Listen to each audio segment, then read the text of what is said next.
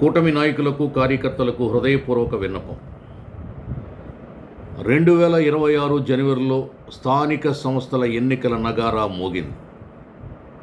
కాబట్టి Janasena, BJP, Telugu Desam party శ్రేణులు అప్రమత్తం కావాలి. రానున్న స్థానిక సంస్థల ఎన్నికల్లో అరాకొరగా ఉండి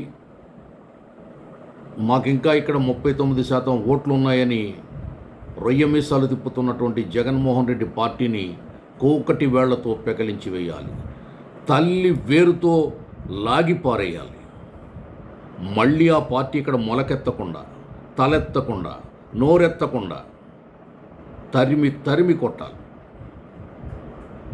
5 ఏళ్ళు విధ్వంసం చేసి పార్టీని, రాష్ట్రాన్ని ఎన్ని ఇబ్బందులు పెట్టారో పార్టీ నాయకులు, కార్యకర్తలు మర్చిపోకూడదు.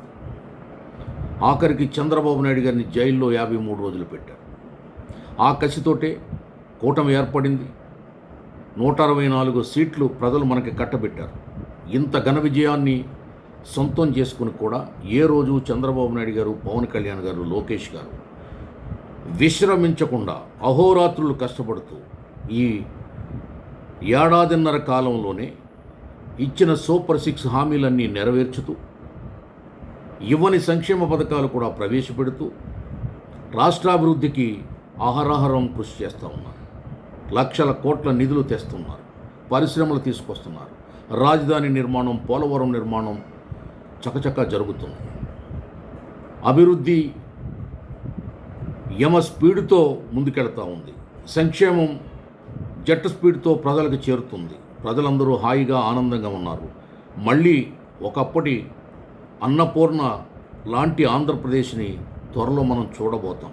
మన యువతకు ఇక్కడే ఉద్యోగాలు, ఉపాధి, వైద్యం అన్నీ ఇక్కడే సమకూరుతాయి. మనం ఏ రాష్ట్రానికి వెళ్ళి వైద్యం చేయించుకోవాలో, విద్యను అభ్యసించాలో, ఉద్యోగం సంపాదించాలనే అవసరం లేకుండా మన కాళ్లపై మనం నిలబడి, మన రాష్ట్రం కోసం మనం పనిచేసి, మనం బ్రతుకుతూ రాష్ట్రాన్ని ఉన్నతంగా తీర్చిదిద్దాలనే చంద్రబాబు నాయుడు గారి యొక్క విజన్ 2047కి మనందరం మద్దతుగా నిలిచి, ఈ స్థానిక సంస్థల ఎన్నికల్లో ప్రభుత్వ విజయాలను ప్రజల దృష్టిలో పెట్టి ప్రతి వార్డు, ప్రతి పంచాయతీ, ప్రతి మండలం, ప్రతి జడ్పీటీసీ, ప్రతి మున్సిపాలిటీ, ప్రతి కార్పొరేషన్ కూటమి కైవసం చేసుకోవాలి.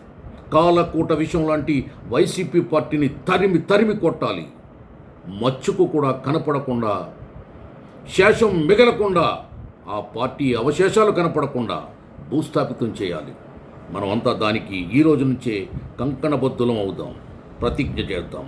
జై తెలుగుదేశం, జై కూటమి, జై చంద్రబాబు, జై పవన్ కళ్యాణ్, జై మోదీ, జై లోకేష్ బాబు.